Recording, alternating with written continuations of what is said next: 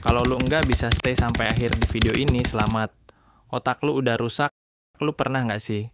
Kebangun tidur, cek HP. Makan sambil scroll. Ke toilet, masih buka TikTok. Mau tidur, malah buka Instagram. 1 jam, 2 jam, tiba-tiba hari udah malam. Waktu hilang, fokus buyar. Hidup kayak jalan di tempat. Dan yang paling gila, kadang kita nggak sadar. Kita pikir, cuma 5 menit. Padahal udah lewat 2 jam. Kita pikir kita yang punya kendali. Padahal sebenarnya kita yang dikendalikan.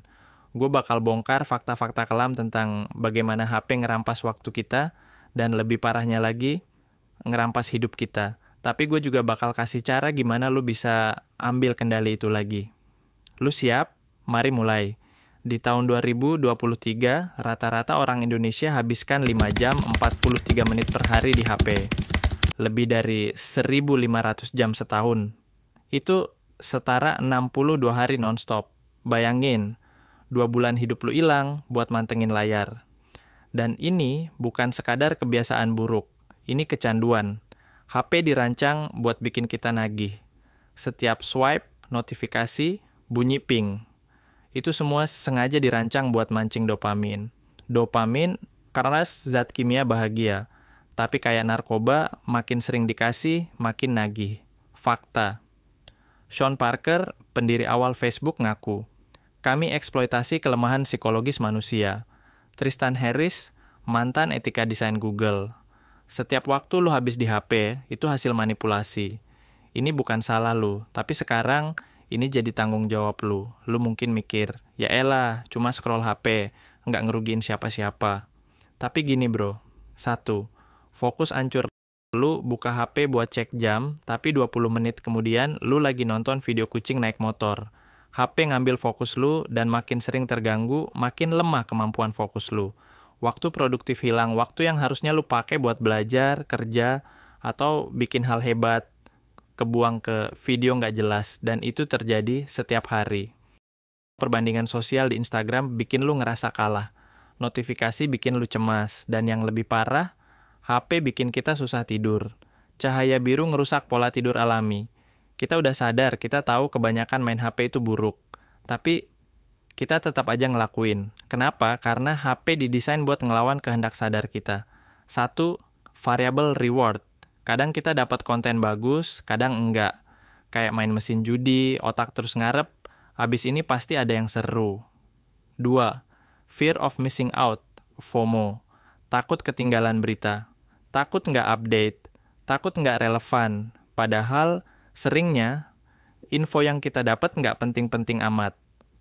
3, social validation like. Komentar, view. Semua itu kasih validasi semu. Bikin kita ngerasa diterima, tapi itu cuma sementara. Gue nggak bakal nyuruh lu buang HP atau jadi biksu, gue juga masih pakai HP.